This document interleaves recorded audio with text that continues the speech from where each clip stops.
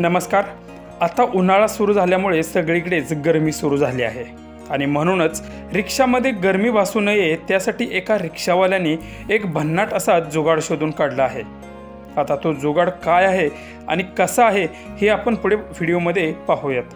पण त्याआधी मित्रांनो, तुम्ही आपल्या चॅनलवरती नवीन असाल तर आपला आरजी मराठी न्यूज चॅनल जरूर सबस्क्राइब करून घ्या।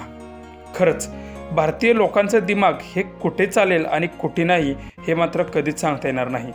हे जुगाड पाहून हा रिक्षावाला नक्कीच इंजिनियर असेल असं तुम्हाला वाटेल।